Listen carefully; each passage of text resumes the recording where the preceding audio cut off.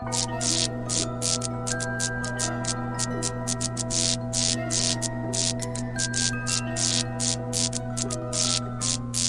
yes, guys, welcome back to another episode of the Ghostoul Podcast. I am interviewing the best guests. We had awesome guests in the past. We've got loads coming up. And today is no exception. We have two ladies from Cornwall who are changing the game down in that area of the country. We have Jem and Karen from Jamaica Inn Paranormal. Hi. Woo-hoo. Hi. Hello. Hi, Mickey. Thanks for having us. That's all right. Thank you for saying yes. Oh, it's an honour, believe you me. So how have you both been? Are you well? Yeah, good. I'm Yeah. on my summer holidays because my other job is I'm a teaching assistant, so I have the lovely summer holidays off. So and Lucky you. I know, and we don't return to the inn until September, do we, Corinne? Yes. And I work wow. for an accountant in the creative industry, so it makes it absolutely fascinating. And I can say our clients are used to my Bristolian ways now after 5 years. That's awesome. I love it. So for the people listening or watching that don't know who you guys are, if you'd like to just give a little rundown of who you are and what you do, that'd be awesome. Jem, you go first? Oh, we're too polite, aren't we, at the minute? After you. So if I start, I've been interested in the paranormal, I think, as soon as I was a sort of toddler. Always loved the weird stuff in life. And as soon as I could investigate, I could. So I've probably been sort of investigating for the past sort of 20 or so years. And I born and bred in Cornwall, but moved away into Somerset for about 15 years, came back, and that's where it all took off. I met Corinne on a brilliant public paranormal night at Jamaica Inn, and we hit it off, and I loved her ethics, I loved the inn, and I was really lucky to be invited to be part of the inn. So, I've been there probably for about maybe 3 years, maybe 4 years, I'm not quite sure now. So that's me. Awesome. Oh, bless you. How can I beat that? My God. So, I've been investigating, I think it's coming up to 17 years. I had a haunted pub 30 years ago, which when you live with it, you try to ignore it, but it was quite interesting. And then when I left and my son got older, I got into the paranormal, the public nights, etc. Yeah. And if someone had told me how much my life would have changed by doing this, I would never have believed them. So now I've been 9.5 years at the Jamaica Inn, part of the paranormal team. Absolutely fascinated study. It's ongoing. There's always new things you discover. I have a small team, South Bristol Paranormal. I am a producer. I do talks. I do BBC Radio Bristol, and I am a heritage paranormal consultant. So I never stop, but we love it. We absolutely love it, don't we? That sounds brilliant. Yeah. What got you guys into the paranormal the first time then? Did you see a spirit when you were little? Did you see a nan? Or was it TV based? Or what sort of made the spark in you to get involved with the ghosts and ghouls? I think for me, reading, I was a really weird sort of reader. I could read from a very early age. So as soon as I discovered books and ghost stories, I absolutely devoured books. I think it's like the Osborne Book of Ghosts. That was brilliant. And I remember reading a book, and it had something about Peter Underwood in it in our school library. And I thought, that's what I want to be. I want to be a ghost hunter when I grow up. But growing up back in the 70s, 80s, there was, didn't seem to be a proper job for it. Whereas now, that's what I'm, one of the jobs that I'm actually doing. I'm incredibly lucky.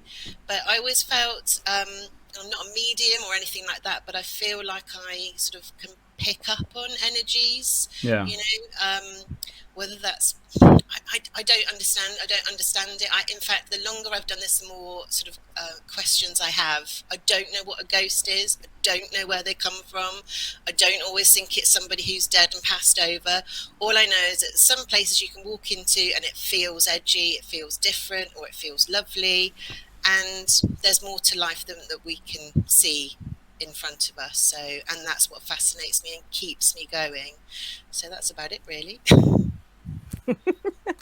Well, for me, I must admit, I have a memory as a child of reading a book of ghost stories under the covers with a torch on.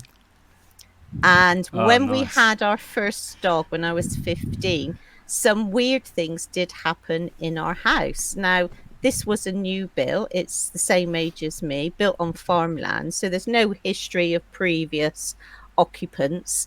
And I remember someone walking up the stairs, but never getting to the top. And our dog at the end of my bed growling at something on the ceiling. And I mean, with the shackles up, proper throat growl. Yeah. But no one talked about it in those days. So you didn't go to anyone, you know. And I remember my father, who was a terrible prankster, far worse than I am, when we used to come home from Weymouth, myself and all my cousins of the same generation, there's a house, and he used to call it the haunted house. And it scared the bejeebus out of me. Even now, when I drive past it, it's an old people's home. It still gives me the shudders. Totally irrational, but that's what the power of a ghost story can do.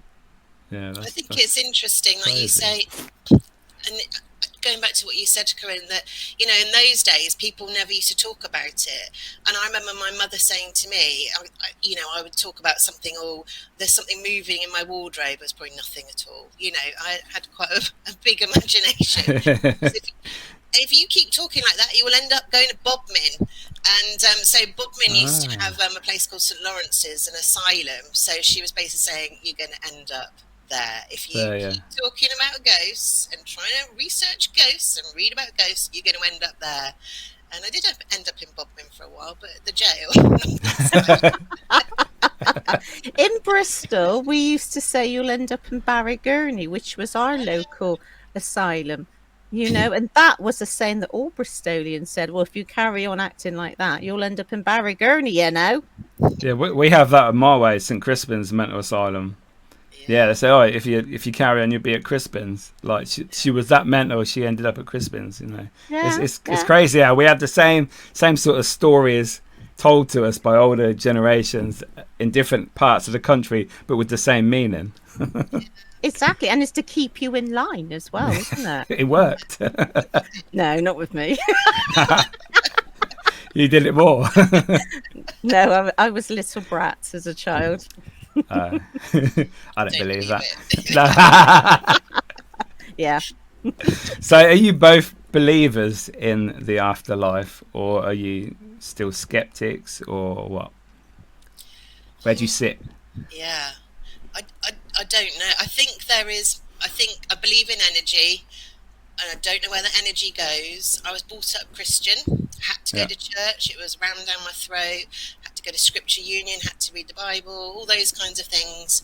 I don't feel like that anymore. And, you know, so I don't know. I just believe there's some kind of energy. It goes somewhere. I don't believe that energy can be extinguished.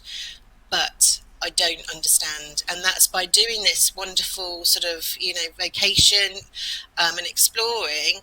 I've got more questions than answers. I don't know. Weird stuff happens, and I can't explain it. And then you keep going because you want to find out, why did that happen?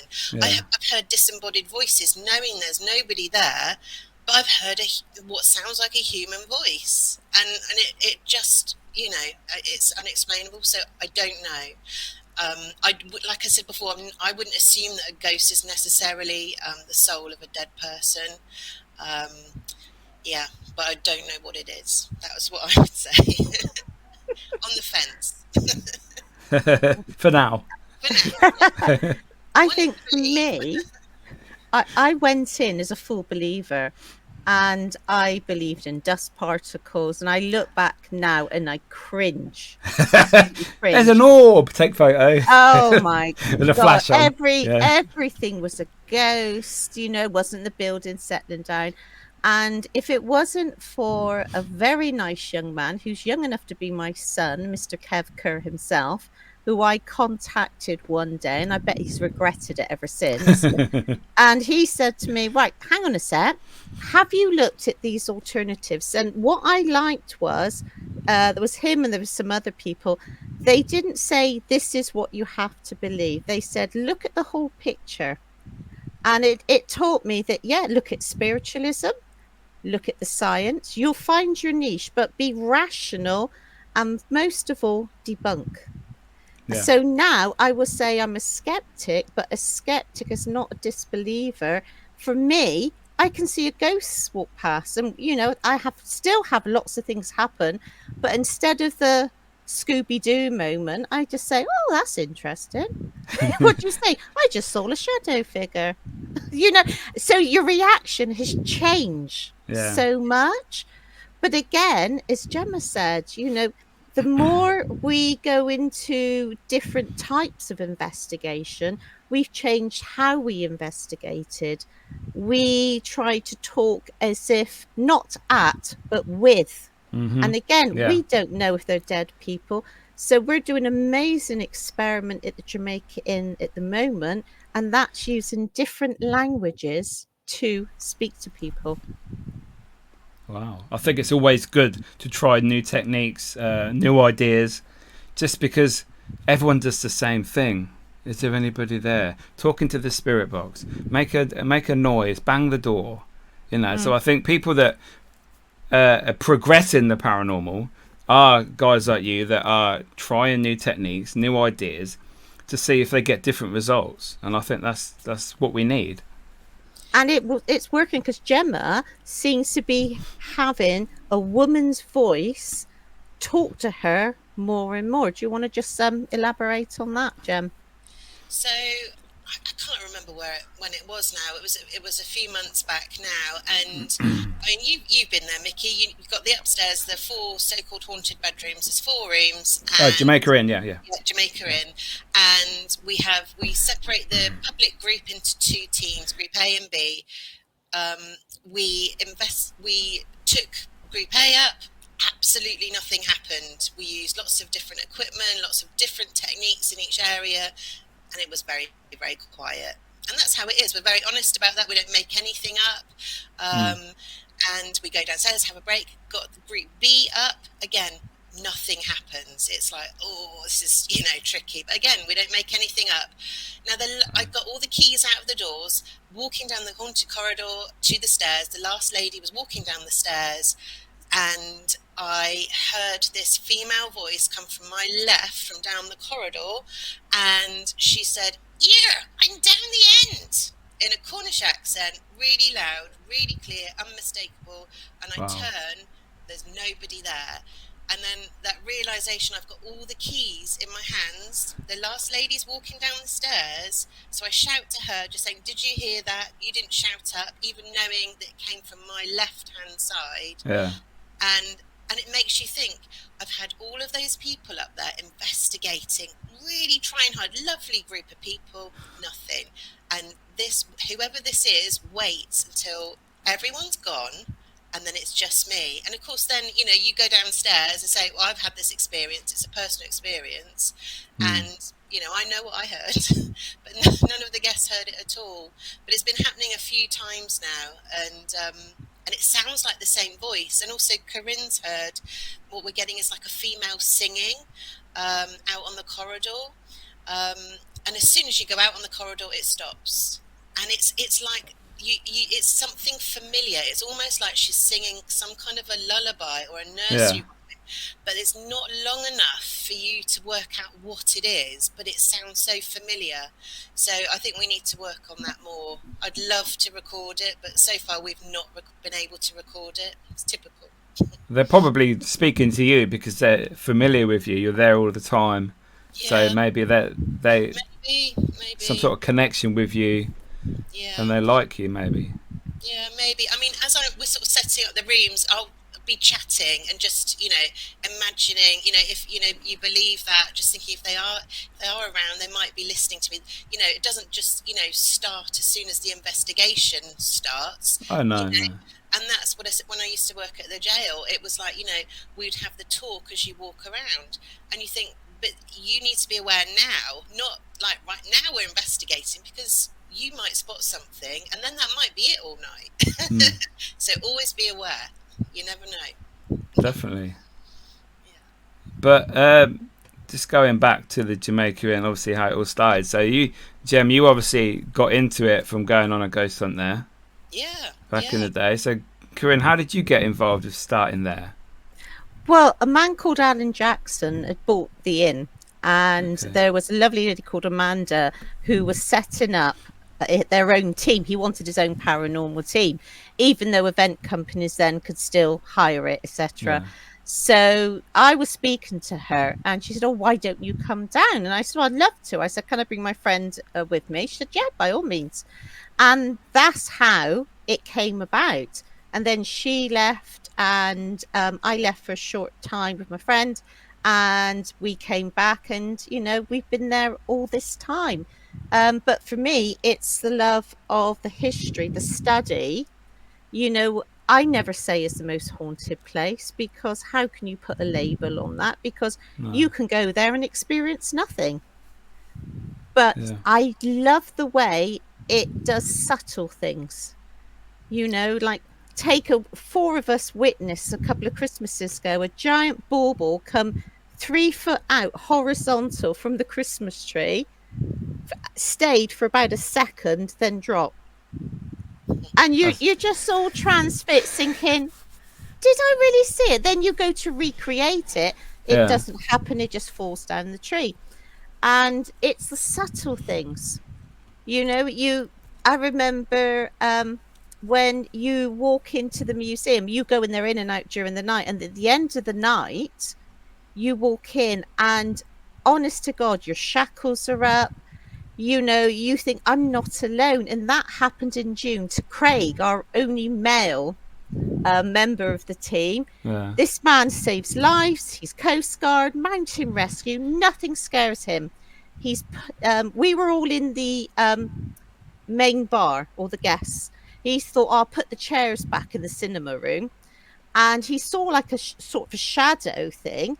And then I think it's left here. He had the classic, which made him jump out of his skin. Now, to me, it's not being horrible. It's pranking. It's, to me, why can't ghosts have a sense of humor? I think people mistake humor to, it's got to be evil. But you imagine if they are a human, same as me, if I was dead and I'm seeing these people, I would be winding them up left, right and centre. Yeah, definitely. That's my personality. And I would have great fun doing it, especially when inappropriate things like on the toilet or in the bathroom. I love toilet humour. Yeah. So watch out. Yeah. If I die, if you die, I'm not visiting the inn anymore. Just in case. I'll travel, don't you worry. Oh, brilliant. Because last time I was there, I stayed in room 4, and you told me that there was the man that stands in the doorway looking at you over while you were sleeping, with the tricon hat on. Yeah. And and I thought, I don't want to open my eyes in the night. If I wake up, I was like, no. We finished, and I went to bed about 3-4 o'clock, and luckily it was getting light about 7 at that point, so I didn't wake up. But there's I mean, I like all this ghost stuff, but having one above my bed, maybe not the best thing for the old heart. That would have freaked me out, I think.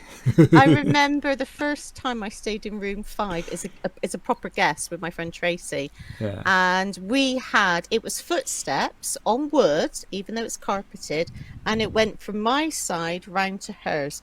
It didn't feel like a man, more like a woman's footsteps, but it would go around from the side, wait a few seconds and walk round. And I was so tired that I went to sleep. She nudged me. She said, "Don't you go to sleep. It's round my end." And I remember saying, "Oh, I'll talk to it in the morning." I'm tired. I'm going to bed. Leave me alone.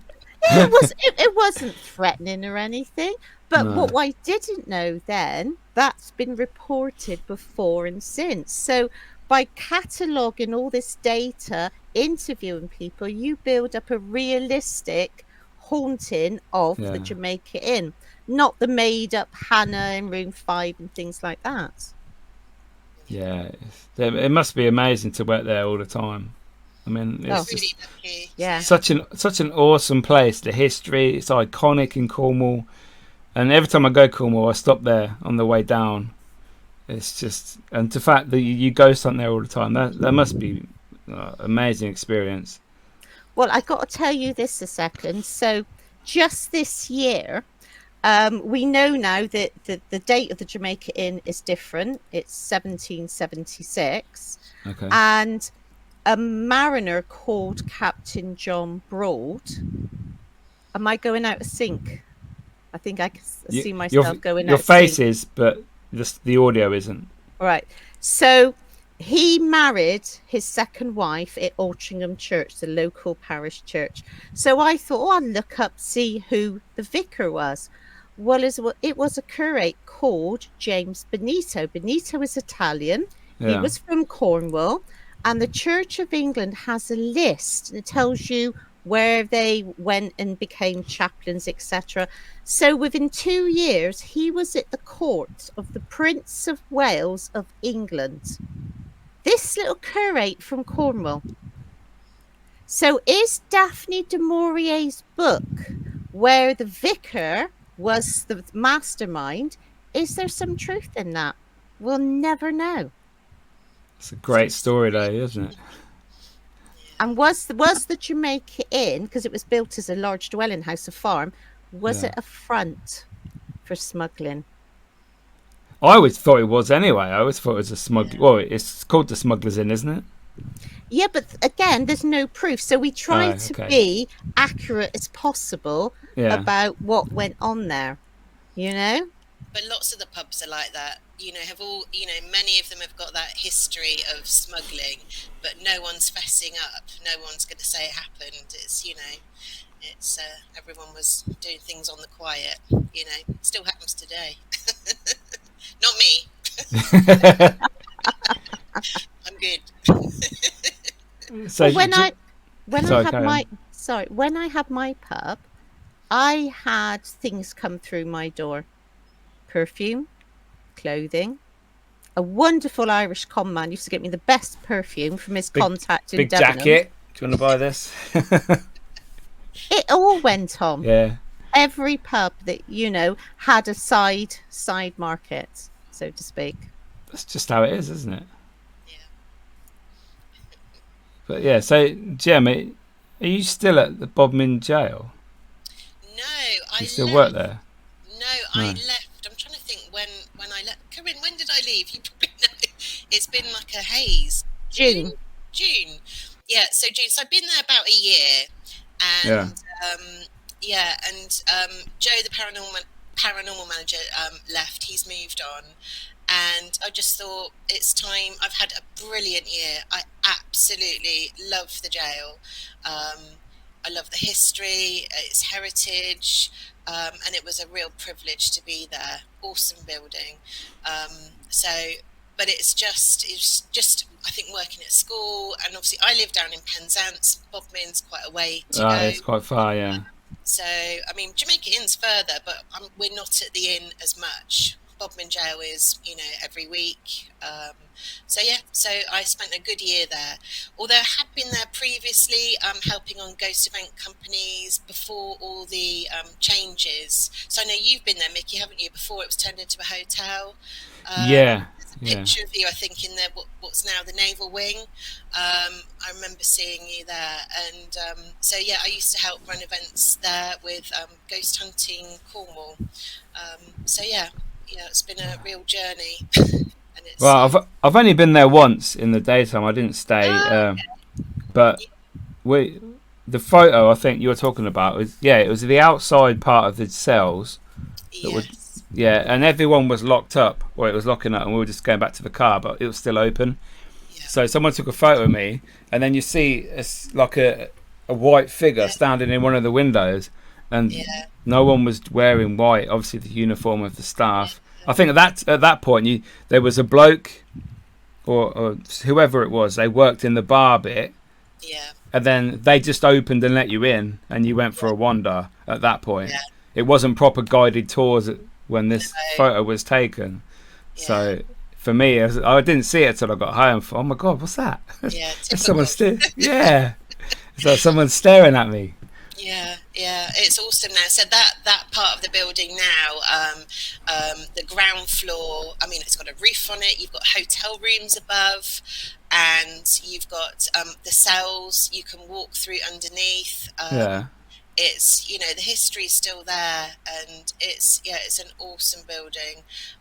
If you go, and we stayed one night there as well, didn't we? We did, and do tell. Anything happen?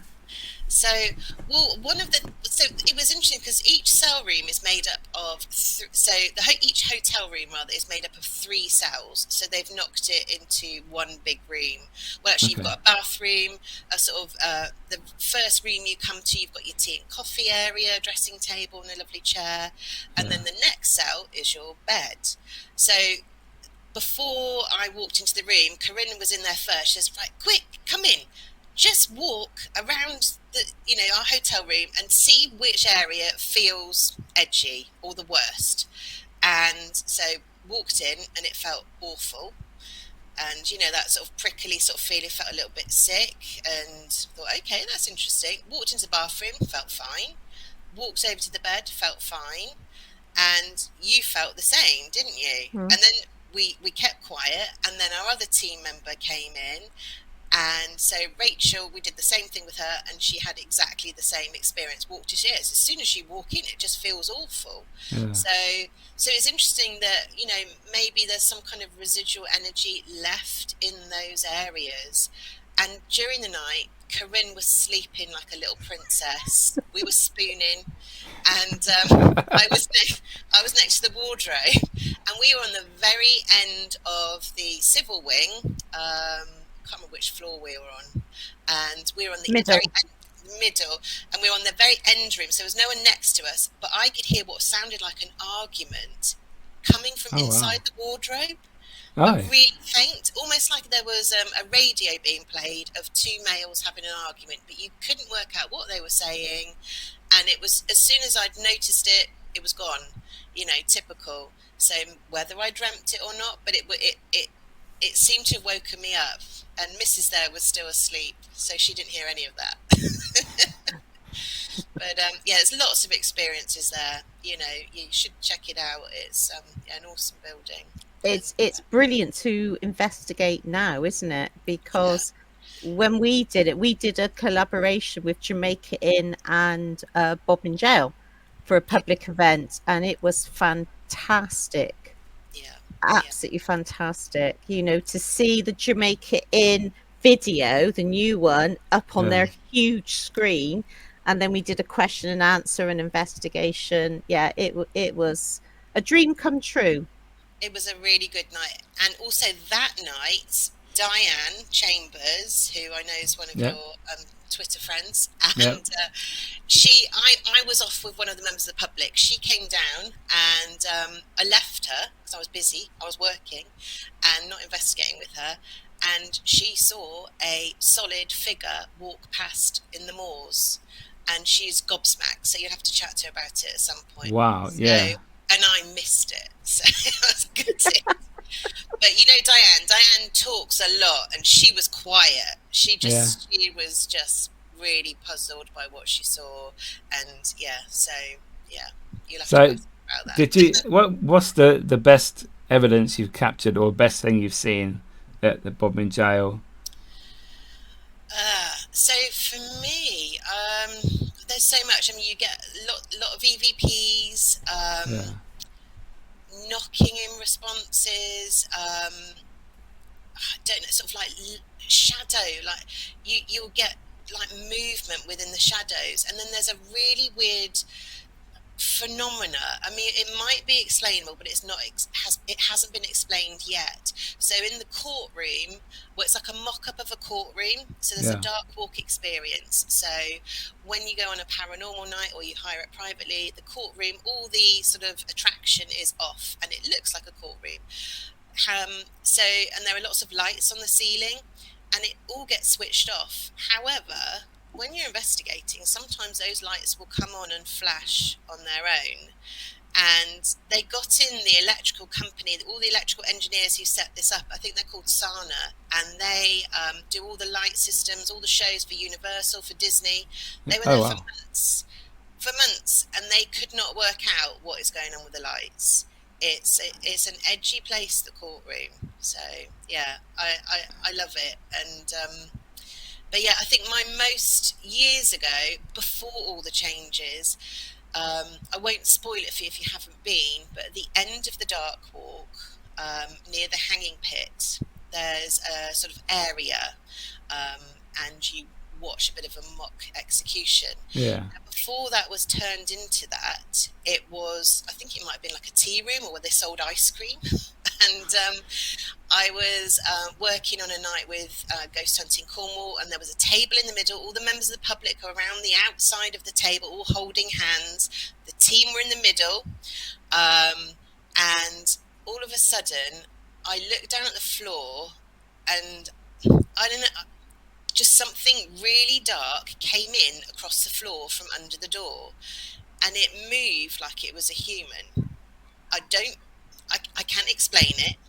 If I was to say what sex it was, it looked like a female.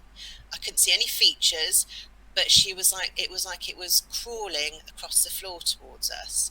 So Wow. I'm sort of blinking, thinking, what am I seeing? Because this is real. I've never, and not since, seen anything like that. And then my friend, I could see her looking, and I said, "Can you tell me what you're seeing?" And she described exactly what I was seeing. And then after she'd said that, we could smell this awful smell of rotting, like, fish. And then about a third of the group said, "Whoa, what's that smell?" And I said, "Oh, it's all right, don't worry about it. We know what it is," even though we had no idea what it was. Yeah. And with that, it went out of the room. It sort of like just reversed out of the room and dissipated. But what's interesting is that only about, a third of the group smelt it. No one else saw it. And I cannot explain what that was. No one's, to my mind, ever had an experience like that. And I saw that, and I trusted the person I was with, who was having the same experience. So personal experience for me, and that was awesome. But it's an odd place. Yeah. I'd love to spend time there. It just sounds. It looks the part as well. Yeah, it does. But then again, it's a bit like Jamaica Inn. It's just got that uniqueness, I think. Yeah. And the fact is so different, aren't they? Yeah, very different places. And people said what was lovely is where you'd get people who go to the jail will then come to the inn, and and they go, "Oh, I've seen you before." Up everywhere. If there's something paranormal on, generally there if it's in Cornwall. And it's just lovely. It's a nice sort of community of people who like weird stuff. Yeah. So what about the Jamaica Inn? The same question. What's the best thing you've ever seen there? Or happened to you there over the years? Probably loads. Yeah, I think something that you couldn't explain. It's like, oh my god, that has like the wow factor. There's quite a few. I think my first ever ghost. So when you see your first ever ghost, whether it's a ghost or not, that's a wow. That was on a public event, but long before I had anything to do with it. It was a haunted happenings one. Yeah. And we were in the museum. We were sat on chairs in a circle, and the host was calling out. I can't remember exactly who's calling out for something. And I had some bracelets, and I put some bracelets on the floor, and it wasn't your typical ghost. I saw like slithers of film cut into strips, and you could see this Victorian girl, about 7 or 8, with long blonde curly hair, dark dress, white oversmock, so it's late Victorian, on her knees. Now, to my eyes, she was playing with the bracelets, but my bracelets didn't move. So, it's a good observation. So I'm not saying it was that, but other people claim to see her. What I didn't know, that description we have going back 30 years at least of the same person. The only thing that varies is the colour of her dress under the white oversmock. So there's that one. Yeah. And then I think seeing when you were down, I went down in the lower restaurant to turn the lights off for the pool table. As I'm walking back, you've got the doors to the kitchen. The lights were on in the kitchen, and I just saw a black shadow figure. Because I remember coming up to you and going, I've just seen something, Yeah, but it's the subtleties. Two little pairs of legs walk under a cabinet in the museum, seen by myself and another person. Having footsteps round my bed in the manager's flat. And as a true intrepid investigator, I put the quilt over my head because that saves you from everything. I remember the last time I was down, probably the same night you were talking about, in the big double swinging doors into the kitchen. I think me and you, Jem, were trying to recreate, because apparently they opened, didn't they? And we were trying to recreate the sound or the movement. Yeah. It's an odd place. We're getting different phenomena all the time as well, and I think that's a fairly recent thing.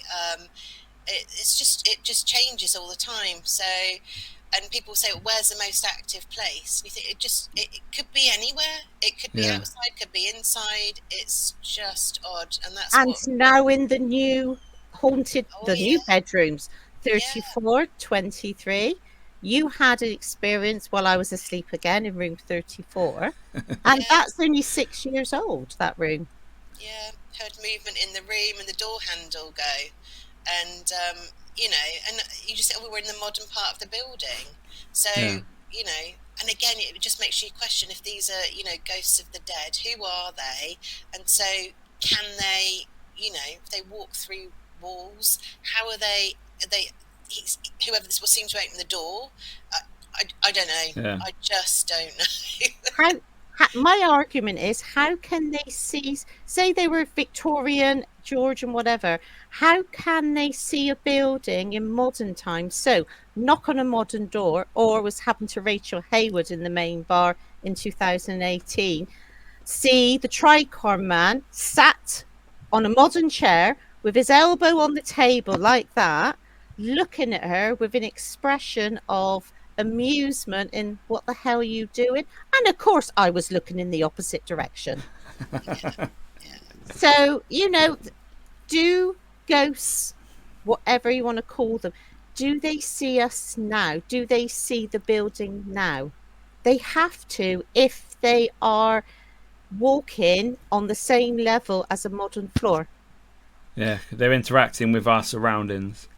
Yeah. I reckon it's on both levels, to be fair. I think they have their time, whereas when you see spirits halfway up, because the original flooring or something was on for their time, and obviously, like you're saying, the experiences that we have now in the modern furniture that we have, and they're using that as well. So I reckon they could do both. Yeah, there's a classic case. A woman told me this story, and it's brilliant. She lived in an Edwardian house. So, of course, no bathrooms. One of the bedrooms was her bathroom. So she's having a soak in the bath on an afternoon. The door opens, in walks an older lady wearing 1920s clothing and hairstyle. So this lady opened the door, she looked in, she saw her in the bath. Her face was absolutely shocked. The lady in the bath is seeing her. Then the lady from the 1920s just slowly faded away. So imagine that woman in her time period had an experience. How did she explain that? From the future as well. Yeah. That's crazy. And then you've got time slips, haven't you? You think that all that comes into play, and you think it's just crazy. We're never going to understand this, but it's awesome trying to find out. Yeah, coming up with theories and examples of why things happen. Yeah. But I think Cornwall is a magical county. There are, I mean, Gemma obviously being Cornish, she knows so much about it. I'm But Cornish. are you Cornish as well? Yeah, family from Truro. Wow. Yeah. So, do you know about Pengenna Manor and St Benet's Abbey? To be fair, I don't know much about the hauntings or the places down in Cornwall, apart from those two. To be fair, Regimental Museum Sorry. in Cornwall. Where? The Regimental Museum in Cornwall. That place is awesome. Oh, we'd have to take him on a tour. Gem. Yeah, that'd be awesome. But yeah, we've got some lovely places. And then if you remember, when you came down, I sent you off to Davidstone Moor. Yes. The airfield. That was freaky. That was, and like, we got lost. We didn't know where the hell we were going. It was pitch black. Yeah. Trying to drive across the old runway. Ended up finding some sheep who scared the shit out of us. They were jumping everywhere. Yeah. But it was very eventful that night. So thank you. I looked it. Yeah, I did warn you about the sheep. So, I know. but yeah, that's an awesome place. But down the road from there, you've got the Cornwall at War Museum, and run by a lady called Bev. So they're all on Facebook. So it's a brilliant place, and Bev is really knowledgeable. I've not seen Bev in a long time, but she runs any paranormal events there, and it's really affordable. Nice. And she's a military person herself, so really knowledgeable about the history. And you've got lots of artifacts from all over the world, and Cornish artifacts to do with the military and the air base that was there. So it's definitely worth seeing, and active. They've got an officers' mess there, and there was one night I was there with, because I used to be a member of lots of different paranormal teams as well, and so I was there with one of the teams I was on at the time, and we set up all our equipment, had the REM pods all down the corridor and all the flashy lights, and I thought, let's just play the air raid siren and see if that provokes a response. And with that, we heard, it sounded like rushing footsteps go down the corridor. All the equipment went off, which I'm really skeptical about. However, it all went off. Wow. And you just had this really odd vibe in the building, and then nothing else happened all night. So I just wonder, they were all in hiding, probably all gone off to the shelter. So we actually went over there, and there was a bit of a vibe in the shelter. But it's an awesome place. Sort of shadow figures, great for EVP, disembodied voices. It's a little known gem down here, but I don't think I've seen many sort of YouTubers go there yet. And in some ways, it should be seen. And it's like I say, Bev's knowledge and the history of that location is really important to Cornwall. So definitely, and it's connected to the Jamaica Inn as well. Yeah, lots. And all lots roads lead to all these places. We're all connected. All connected. And that's it. There's stories from there that link with the inn, stories from the jail that link with the inn. I mean, it's just fascinating. So, but yeah, that's an awesome place. And then Pengenna, spooky lights. So I use my TV for my light, and adverts come on YouTube. It's time. Sorry, carry on. So you mentioned Pengenna, didn't you, Corinne? So if you want to talk a little bit about Pengenna, because you led me there as well. Yes, so Richard Blewett, his family have been there for 160 odd years. It's an 800-year-old manor house in its own valley, so no disturbance very from old. anything. And we've been doing just about 2 or 3 public nights from just no more than 15 people, but we were investigating it for years after. And it's a beautiful small manor house. It sleeps up to about 10 people, but when you investigate it, you have to have Richard there, though he was brought up there and he's never experienced anything. He's used to all the weird sounds. He seems to be the catalyst. If he's there, things happen. It's like, because he's the familiar face of Pengenna, it seems to encourage whatever's there. But it is for the history. Again, it is so pretty. And then just outside Bodmin, you've got St Benet's Abbey, run by a lovely chap called Rick and his wife. And it is what's left of the Order of St John, sort of a hospice. Yeah. So we've investigated that a few times. That can be hired. So I've had my side poked in the main dining room. Can you imagine? This is like 1420, that building we're in. Wow. And because it was a French order, a friend of ours was talking French. When he finished, we all heard a woman's voice say, "Ha!" Because obviously modern French is different to medieval French. Yeah, But yeah. it was like she was saying, "Huh, call that French?" But Launceston, the old capital of Cornwall, Launceston Town Hall, out the back, they still have their Victorian morgue table. Ooh. That was Nice. still being used up to the 1950s. And in the First World War, for about 4 or 5 months, it was a VA hospital. So the caretakers have lots of reports. There's a pikeman at the top of the stairs by the offices. A lady used to work there. Her son called him the Star Wars man because he's only about 4. You've got the museum that's been renovated. That's haunted. They had to call the Bishop of Exeter in many years ago to do a blessing.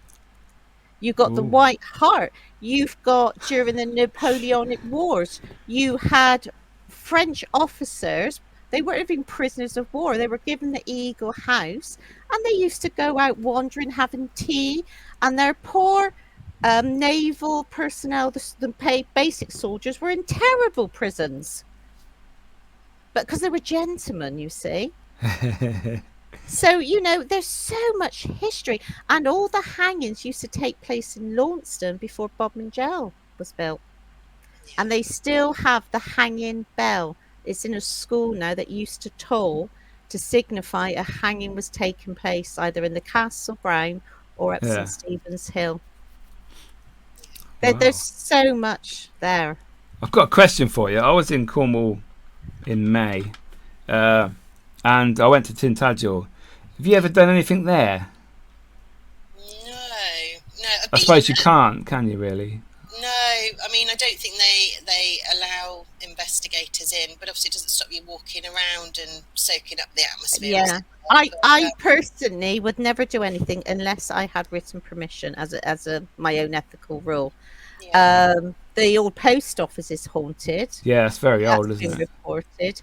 Boscastle, you've got the Wellington Hotel, the Witches Museum. You've done the Witches Museum, Jem, haven't you?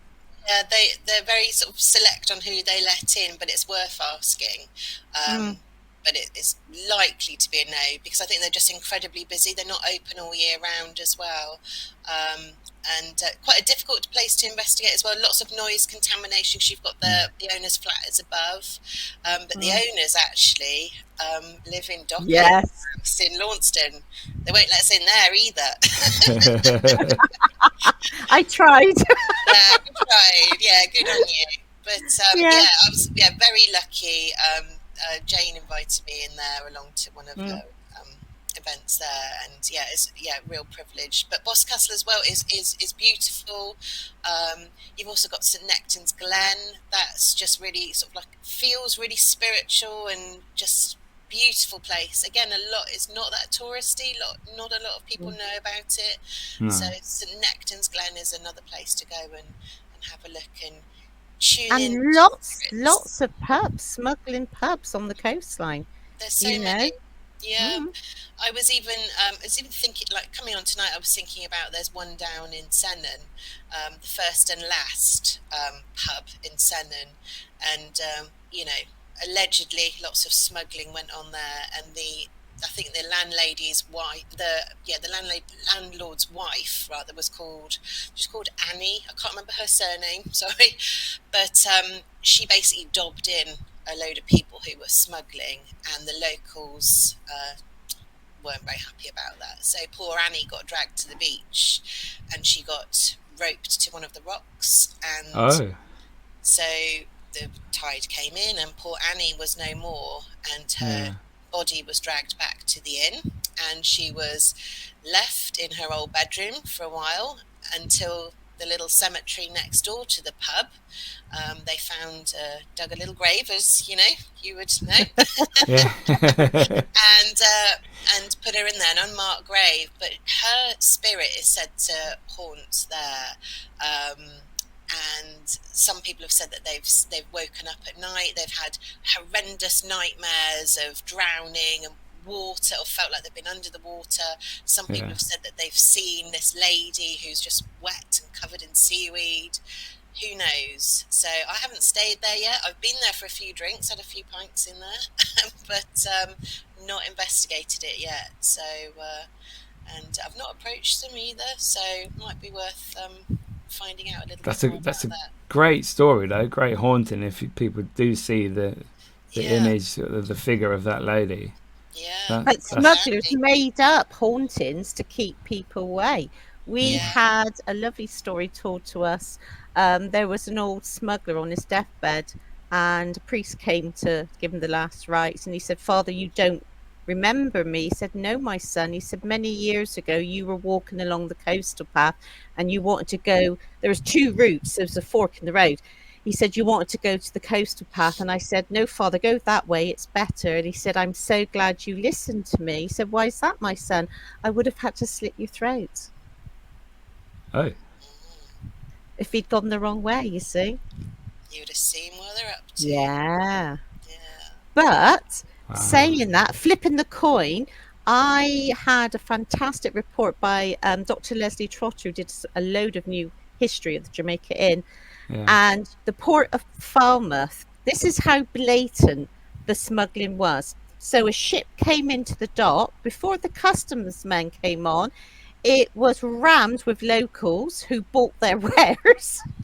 And then the custom came on, and this chap wrote to the Duke of Bedford.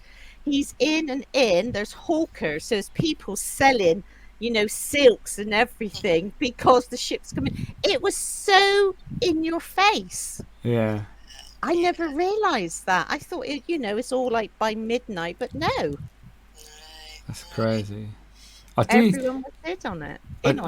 I do have a story to ask Jem about. Yeah. Now, I've seen videos on YouTube, you probably know where I'm going with this, of a certain house in the middle of nowhere that is supposed to be one of the houses owned by Aleister Crowley. Yes. And to me, to be fair, I got roped in, and I'm like, I want to go there. It looks evil. It looks cool. It does. It looks fantastic. I mean, it doesn't now. No, I can imagine. It's been just wrecked, hasn't it? It's been annihilated. So, I mean, but like you though, Mickey, I heard the rumours of it growing up there, but they were just rumours. But there was no fact in them at all. And I before it was sold to the current owners, I went in there. I've trespassed into it. I'm going to admit that. The big fireplace and all the thing that people wrote satanic stuff on. But before all that, it was left. So you had all like the old bottles on that fireplace was beautiful. Yeah. And then it got bought, and it got advertised on Cornwall Live, and it just flagged it up. It was labelled possibly something like the Crowley House, and then that label stuck. So if you hadn't heard about it, everybody in Cornwall did. Then it was in the Daily Mail, other national newspapers, and then and I get it as well. Big locations are expensive, etc., etc. But so I took it upon myself to find out who owns this. Found out who owned it.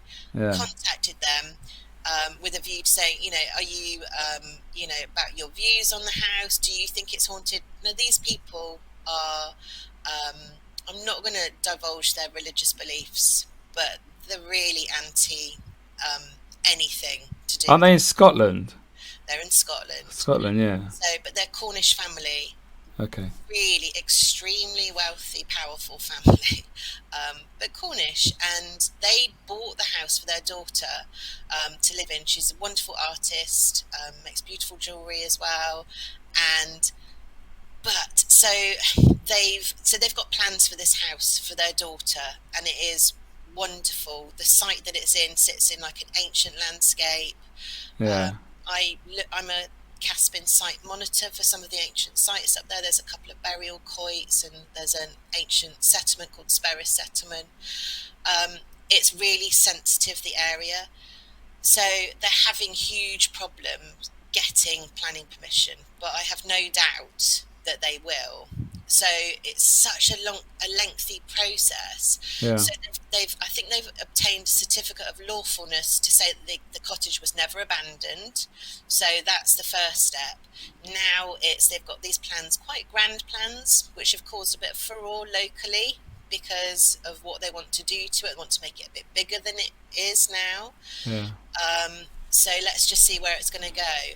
But yeah, these people, they would never, ever give permission for anyone to investigate there. And I respect that. And I would never do that. I keep an eye on it because when I go up and check the sites, I go up at least once a month to check on the ancient sites, and I'll pop in there, and it's just vile at the minute.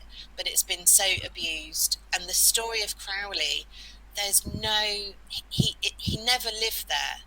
You know, I can't say that he never visited there, but there's no proof. People say that he had a black mass down at Zena Church. No, I know all of the local families. I know all of the farmers. There's 3 or 4 big farms down there. None of them in living history or their relatives in the past have any knowledge of this ever taking place. So it's like a rumour. However, what I will say is that Crowley did visit Cornwall. He fathered a child down there. So he was about. And there's stories of him at Men and Toll, again, our ancient, beautiful landscape, interacting with those sites, doing whatever it was he did. But all I can say is there's no proof he was ever in that cottage. He never owned the cottage. It's a lot of it stemmed from, there's a couple of books, but they're very, it's you know, it's whether I don't know where they all got their proof from. It's kind of up to you what you believe, but all I can say is there's no proof he ever lived there, and that's it. So I saw a couple of videos from American YouTubers, so they travelled all the way and must have seen it from that press release that you spoke about. Yeah, and it got all that way, and that's just like it's a good story, isn't it? It sells. It's Aleister Crowley. Yeah, it's a good story, and I have to say, I'm not going to say the name, but I took before it was sold, I took somebody from America up there to have a look at it.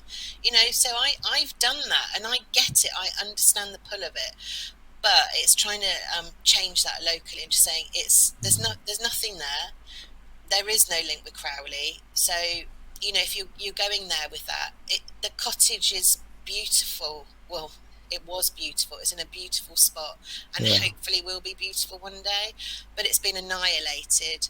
I know I talked on another podcast recently and said we had one event where a group of people en masse went up there, and they were the ones who instigated the annihilation, where lots of satanic symbols were plastered in red all over the place. And actually some of the symbols weren't satanic. I think they're, would-be Satanists, and actually some of them were all about, it was like the Tree of Life stuff actually was the complete opposite of what they were intending to do. So that makes me question their knowledge of what they were actually up to. Got it off Google. Yeah, probably Googled it or something. But they spray painted all of our local signs from the A30, all in red, all the way pointing the way up. So if you didn't know how to get there, you do now. And there's been a few people I've contacted who have publicised the place, who I thought were on the good side of the paranormal, and are still advertising it as one of the most haunted places. And it should be off limits. I just think, there are abandoned places, but somebody still owns them, and this house has hopes and dreams for a young girl. And whether you think, oh, you know, they don't live in Cornwall, they're up in Scotland, she is desperate to move there and turn it into a home and an artist studio, as it was for years. Yeah. The artist Brian Winter lived there. He's exhibited at the Tate Gallery. Lots of famous artists. Patrick Heron used to live down the road at Eagle's Nest. It's a really, you know, historically, that is what is more paramount than anything to do with Crowley. So you mentioned Caspin, is it? So what is that? Caspin? So Caspin, it stands for the Cornish Ancient Sites Protection Network, and it's a small group of volunteers who look after and help maintain the sort of sacred sites like standing stones, stone circles, barrows, quoits. Yeah. There's so many down here. It's so unspoiled, and that area around Zennor and West Penwith, it is beautiful. That coast road is probably one of the most beautifulest roads to travel on. But yeah, if you Google Caspin and look at their sites, we have once a month we go to a site and help clear it and maintain it. But I have adopted the site at Zennor to monitor, so I'm up there sort of waist deep in bracken and covered in ticks. Nice. Trying to this file, and just trying to keep it all back so that those coits, especially Sperris coit, which is my favourite. So Sperris is Cornish for spirit or ghost. Okay. And it's about 4,500 years old, this coit. So you've got all those cremated remains of our ancestors, Mickey. Could be there. Yeah, very much so, yeah. Yeah, could all be in there. And it's one of the most peaceful places to sit. In amongst the bracken, I just sit on the coit, and yeah, it's just so peaceful. It's beautiful, and it's lovely to get away from St Ives because it's so busy in the summer. So yeah, check out Caspin. Do that. Avoid the beaches. Check out Caspin and sign up. Yeah, do it. So, Corinne, I've got a question for you. I hear that you are doing a show, a paranormal show. Oh, yeah, another one. Yeah, another one, yeah. Another one, yes. So how it came about, I volunteer as a paranormal consultant for Visit Somerset. So it covers the whole of Somerset. So I was at Shepton Mallet the other week having a meeting. I go and advise, we chat, we offer ideas to lots of haunted places, you know, and offer help in any way we can. Yeah. So because I work for an accountant, and I said with a lot of creatives, one was a filmmaker. And we'd done some filming before at my friend's medieval church. And I said, oh, you know, I was just chatting about what I do. And he said, oh, I like to do some filming. So within a week, suddenly I got together some venues, and I said, what do you want? He said, well, I'm an observational filmmaker, and I want to do something that's real, you know, because I've done the TV entertainment shows, etc. Smile to the camera, you know, and how it's edited. And I said, I'm not faking anything. He said, no. So first then we got the lovely Chris Howley and his partner Lucy. And in Frome, there is a fantastic place called Bath Theatrical Costume Hire. So it's a 3-generation business. It started in Bath, and the place in Bath where Russet's grandmother started it, the Silk Ladies, the ghosts, they would walk in, she could hear the swish of their skirts, the footsteps up, and the clinking of teacups. They would come and have their afternoon tea. So when they went to this big warehouse, which part of it is a woolen dye mill, and the other is sort of like modern, they started getting poltergeist activity. So we went there. I'm supposed to be off camera all the way through, so you don't see me. Yeah. They've done the filming. They had some interesting stuff. So it's like, right, what should we do next? Shepton Mallet. So Jenny, who works for Shepton Mallet, she's like me. There's nothing she doesn't know about the history, about the ghosts. She walks around that building on her own. She's only about 5 foot. I wouldn't argue with her. And we got the wonderful Dr. Kate Sherrill down as well. So Oh, nice. those two together bounced off each other. And then John Shackleton had this amazing idea to bring in this ferocious tracker dog, drug dog. It had 2 handlers. We weren't allowed to look at it, stand in front of it, make no sudden moves. Yeah. This was a 7-year-old, highly trained dog. So they're going around the prison. I think it was B block. This dog would not go past this cell. It turned into a quivering wreck.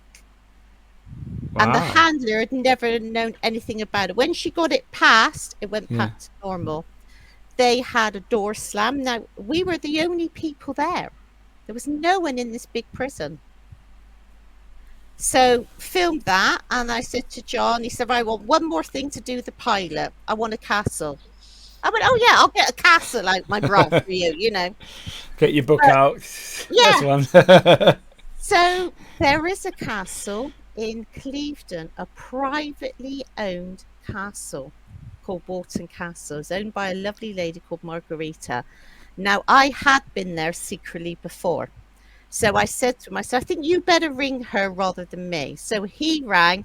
Within a week, we're there. So this time we thought, who can we get? So we got Kev, his friend John, Craig, and then I suggested Rachel Hayward and Kim Morgan. I said, when they're together, things happen. Yeah. And we were supposed to do this amazing UFO experiment called the C5, but it rained. So they split into groups, and that was the time John said, right, you can go in front of the camera. And I said, well, are you sure? I'm going to break it. So I joined with them. And then not a lot was happening, a few interesting bits. And then I said, oh, let's go and do a seance in Turret 8. And Kev did the, like Kevin Perry. So we went in, we moved the table because they wanted the framework of this lovely picture. And the camera crew had no prior knowledge we were going to be there. So they had us in a semicircle. We're all mic'd up. Craig gassed out, nothing. Kev started, and he had the most fantastic experience of his life. Intelligent tapping for a good 20 minutes. Oh, wow.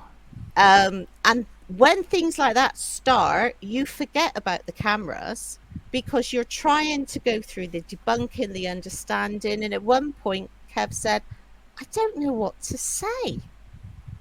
But it only liked his voice. You know, Craig was lifting up the tablecloth. Nothing. It was amazing. And afterwards, Kev had the footage sent to look at the waveform. It wasn't real tapping. Oh. So we've got it all edited. It's all ready.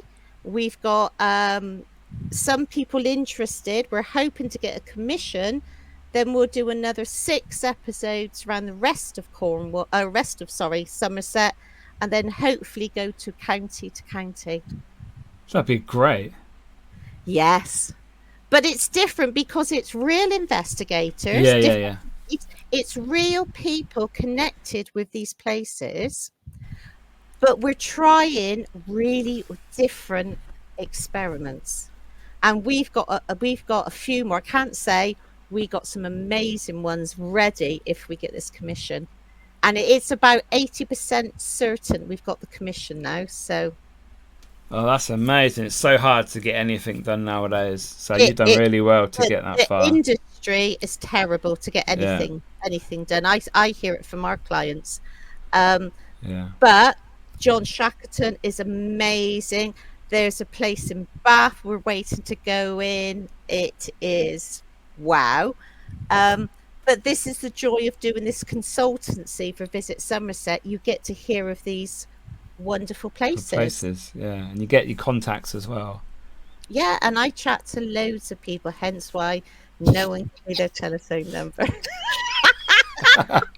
But it's an honor, you know. When John said to me, "You're a producer, you're a full producer," and he gave me the credit, I was honored that because I don't have that background. I'm good at getting things done because I'm half Yeah. German, and you know me. Someone says no, I ignore them. Yep. But yeah, and then if we get others, then we want more people like yourselves as we go round The counties where people country. live, yeah. Yes. Yeah, That's a great concept as well. That's not really been done either. different people. It keeps it fresh. Different, and also it's like Kate Ray. I saw her talk at the Power Meet. Yeah. I've got her, and I'm like, wow. About her gnomes. Yeah. The Yeah. notes. Normally, I would have dismissed it, but her talk was so good. Yeah, I heard about that. And it's opened up different possibilities. And Somerset is a magical county. Glastonbury. Yeah. Yeah, well, the spiritual side of this lovely country. And that's why the Americans love our country. We have so much heritage and ghostly history. You know, you can't beat it.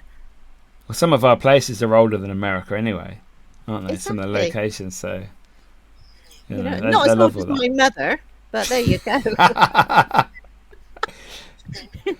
So what's been the proudest moment of your paranormal career, we'll call it, since you've been doing the paranormal side anyway, spiritual side? What's the proudest thing for yourselves that you've achieved or have helped somebody or something like that? For me, I am terrible in the background for promoting people. So someone, it's like in my handbag, I'll have 5 or 6 different business cards. So I'm like Dolly from the film Hello Dolly. You want that? I know someone who can do that. Here you go. It's exactly because people have been so kind to me. It's nice to do it back. I remember our lovely Kate.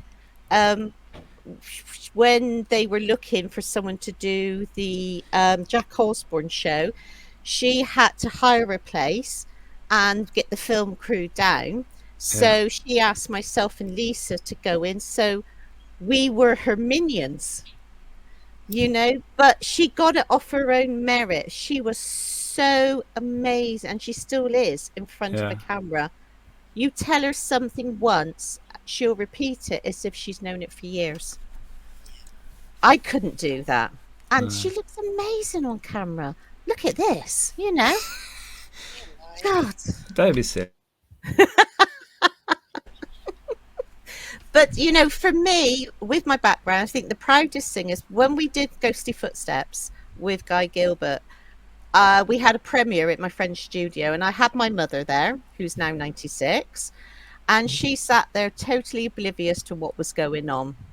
Because I haven't gone to university, far as she's concerned, I've never achieved anything. So I'm saying to her, look, I've done all this. And she goes, but you have no education. How can you do that? So it always brings you back down to earth. Yeah, humbles you, yeah. And lastly, the best thing is the friendships. Oh, yeah, definitely. Friendships that have been long lasting all these years. And also, when someone's down, we all take in turns to bring the other person up and vice versa. Yeah. Gemma, I love spooning her when we're staying together. It's our favourite thing, spooning. We spoon a lot. And I will admit, we have farting competition. Yeah. I'm not saying who wins. It's got to be done, isn't it? But that is the upside of the paranormal. There's nothing better than going away for a weekend, hiring a location, good company, loads of wonderful experiments, taking in turns with the experiments with different beliefs. Doesn't mean to say you're right. Try different things. My husband says that all the time. I ignore him. But it's the joy. I never tire of it, No. So it's got a few questions left. I'm gonna like take Cornwall out of England for the moment. Don't be offended. So within my area, up and down, like north to south, there is very much like a paranormal divide within teams. There's certain, people. Do you guys feel it down your way in Cornwall? And do you have, like, I don't know, jealousy in your local area? Or is it just our side? I hope I explained that right, because, I don't know. Yeah, I don't think there's jealousy. I think for a while I'm not going to name names. No, don't. That's fine. But there was one particular group who were trespassing, and again, I've done it, but trespassing into churches, live streaming, and with wrong history and without permission, and so I had been like verbally threatened, various things like that. But it didn't stop me. I managed to get, and working alongside Corinne, there was one particular church which is now locked at night because the parishioners and the church warden had no idea what was happening at night in their church. So things like that with say one or two teams doing that, but not competition as such, but also trying to approach that with just saying, you need to think about the people who live in those properties or own those properties, or if your family is buried there, and think about the ethics and sensitivities of that area, because it's things like, again, volunteering for Caspim. We had a few years back, we had aliens spray painted graffiti onto one of our quoits. So my worry would be it's just keeping in check those groups to say that we're watching. Do what you need to do, but please just be respectful, and just if you visit a site, don't abuse it and get the history right. But no, as far as competition or any arguments or anything, that would be it for me. I think a lot of groups sort of keep themselves, or they tend to come to, we get them on our events, don't we, Corinne? They might, a couple might come along to the inn or the jail or Pengana or wherever, and actually it's quite, those people are quite nice. We learn from each other, and if you don't agree, we respect each other's opinions, because none of us really knows what's going on in the paranormal. Really, none of us really knows what this is. So not until we die. Exactly. It could be bit late then. I must admit, I see a lot of it on social media, and when I joined a charity years ago for 5 years, it taught me a valuable lesson. Don't put nothing out on print, on social media, because you get dragged into he said, she said.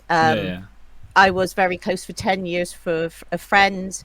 The friendship ended, and for 2.5 years there were horrible things written.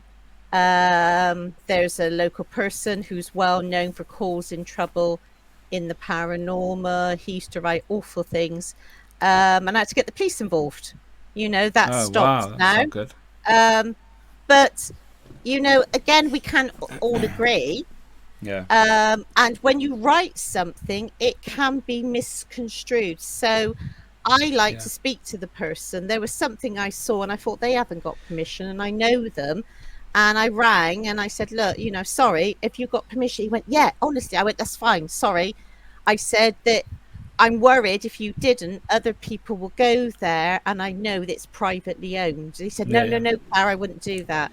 So I'd rather sort of try to be understanding.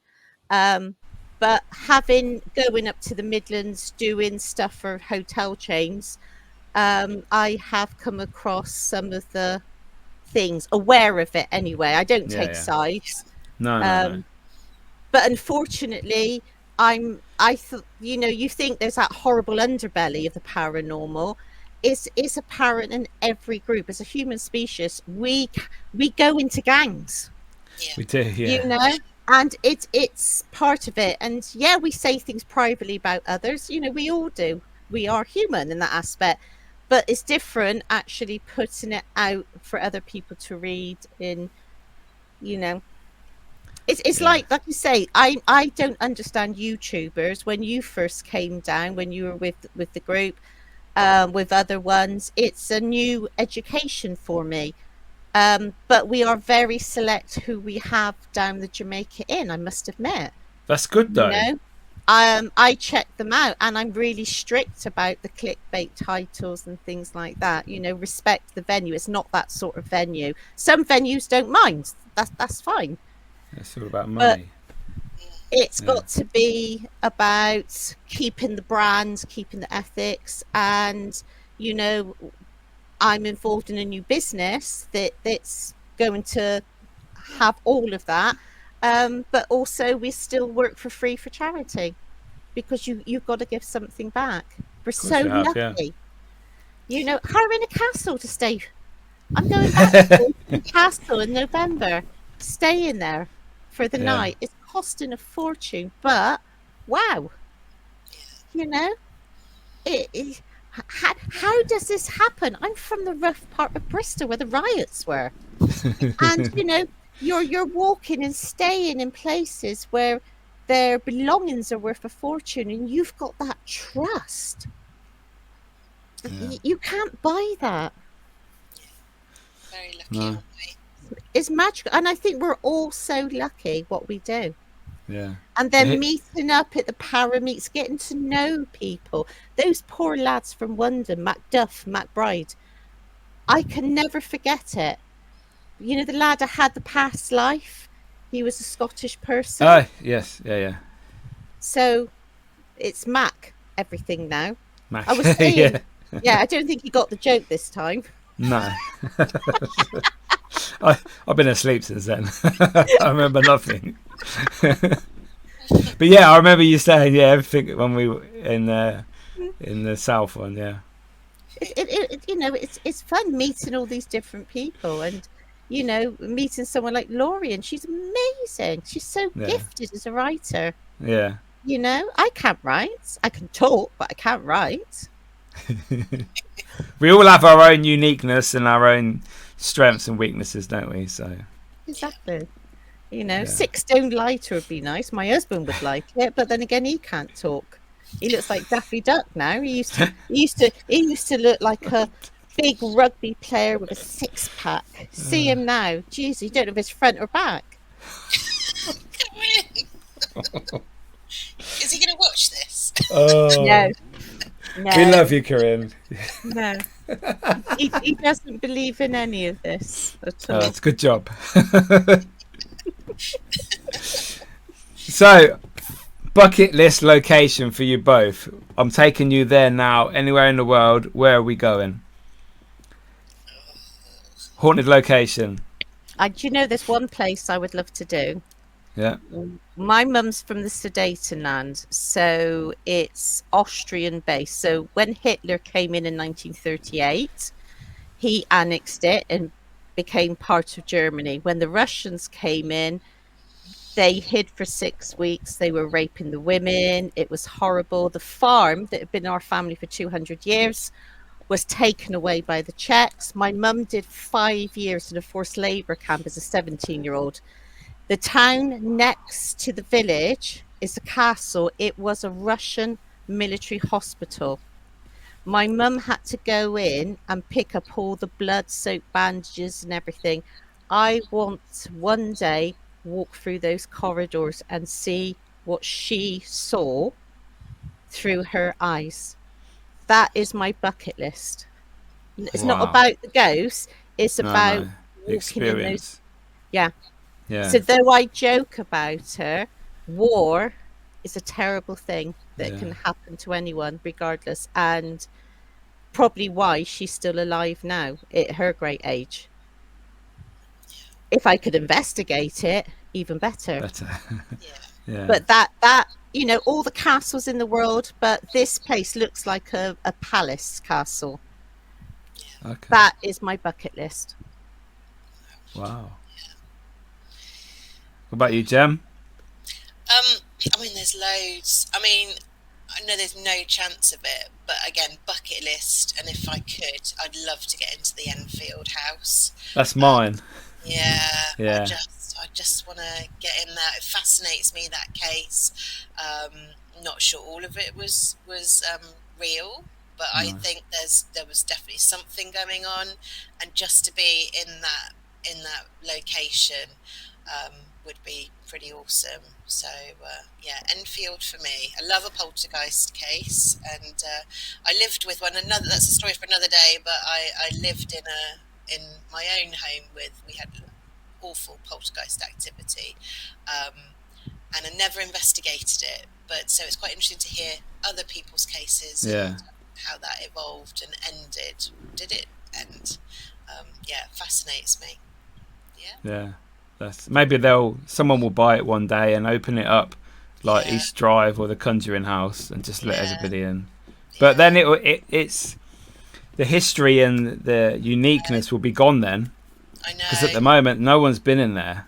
I know. Not to investigate anyway.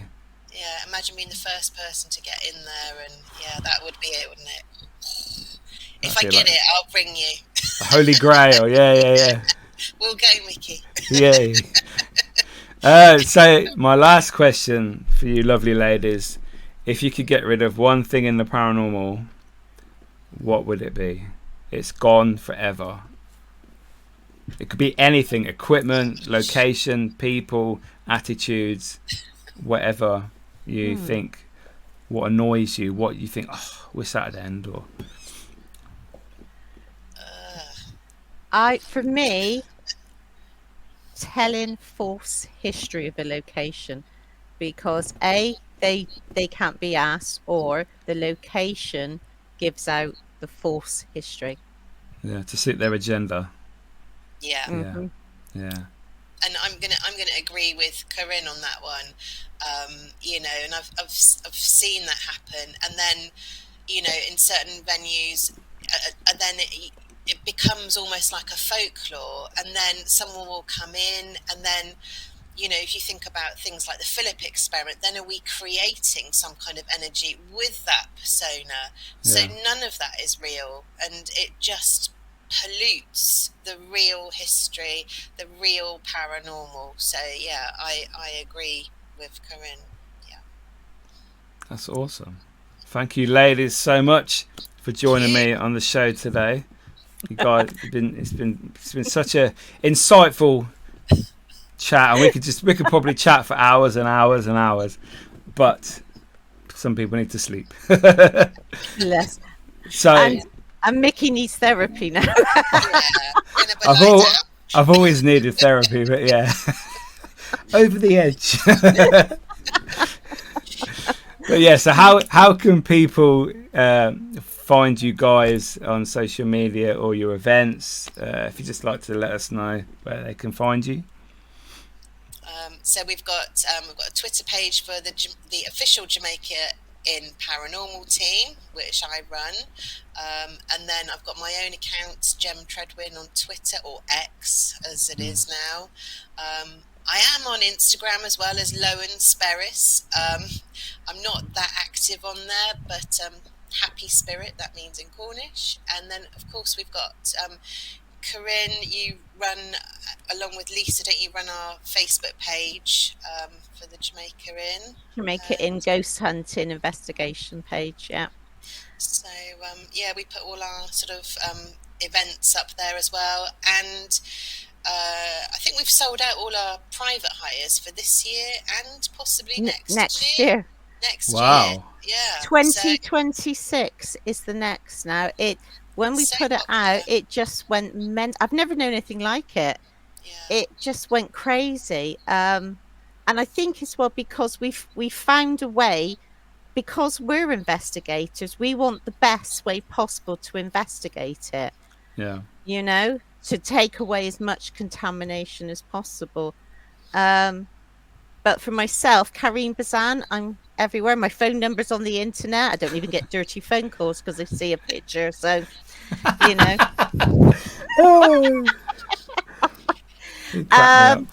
Visit Somerset. Yeah, I'm everywhere. I'm not as good as Radio. Yeah, I'm very naughty on BBC Radio Bristol. I get Cheers. away with saying slightly inappropriate things because it makes them laugh. There was Ooh. one time, I got to tell you this. The presenter was leaving. Now we've got the actor Joe Sims, who I have an absolute scream with. But anyway, James was leaving, and the producer said, "Do you want to do something?" I went, "Yeah, all right." And it's 7:30 on a Monday morning, and BBC Radio Bristol is quite, I think it is well-to-do radio. Yeah.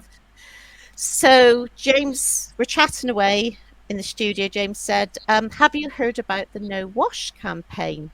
And I said, "No, James, tell me more." He said, "Well, it's about saving the planet, not washing your clothes as much. I wash my jeans after 3 wears. How often do you wash your underwear?" I said, "I don't wear any."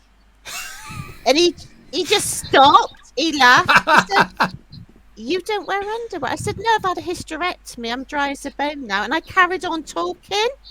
So I imagine there's this middle-class man having his breakfast going, "I say, Daphne, did you just hear what I heard on the radio?" Oh dear. Anyway, Wow. The iceberg. There we go, guys. What an awesome There it is. show. Thank you so much. What a way to end. That's What a way. perfect. Great timing. So thank you very much, ladies, for well, joining me thank you, today. Pete. Thank you. Thank you. Awesome. See you soon. Bye Take bye. care. Bye. Wow, guys, what an episode. The stories that those ladies can tell you are amazing. So what you need to do now is go down, visit Jamaica Inn, go and see if you can get on a public event. Obviously the ladies said that the private hire is done.